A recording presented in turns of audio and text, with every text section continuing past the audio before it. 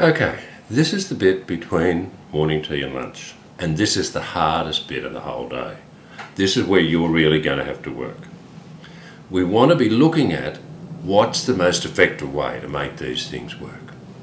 When you're in one of these iLearn projects, you are actively engaging and reflecting on your own learning and practice. This is not about doing something to the kids. You're going to have to gather evidence. And I'll talk a bit about this later, but we'll come back to you. You need to be thinking about now what evidence you're going to have later on. You're going to be sharing your learning with the other participants, the people that you're working with on your project, and collaborating to deepen your own learning. This is about developing you as much as the kids. Now, your project is an action research model. And that means, if you've never done it before, you spend a lot of time planning, you put it into action, and you reflect on it or report on it. And in a perfect circular model, that reflection informs your planning for later on. Now, you'll probably only go around one cycle here, but that's what it is. This is the bit that we really want to push. We want you to consider the big picture of the student learning in your classroom, and that's the way your application form was mounted. You need to have your application form, and you're going to work back through it.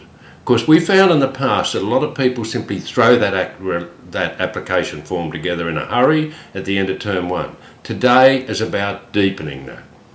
And on the page that that this video is on, there's a link to an American professor speaking about understanding by design, which is just this, working back from the big picture.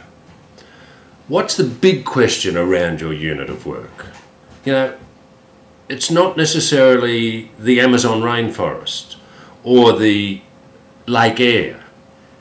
It's about, perhaps, what's the effect of global warming on Lake Eyre?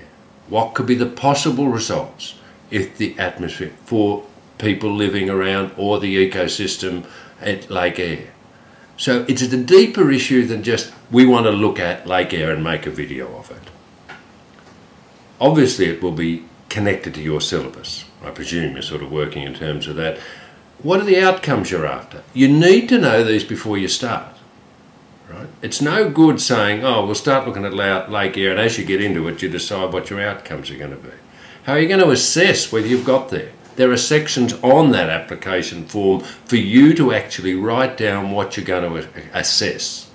And we'll be coming back to that with you later in second term as we get round to see people to be looking at what you're doing that way.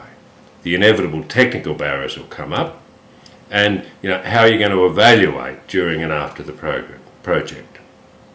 So as I said, this is the hardest bit. I'm not going to direct you anymore from here. You're going to go and sit with the people you're with and actually work hard on that application form. When you're finished, you should have a well worked through project and be really clear in your mind what you're actually going to do with these kids. That's what is called understanding by design. You're working towards the kids' understanding by the design of your learning process in that classroom.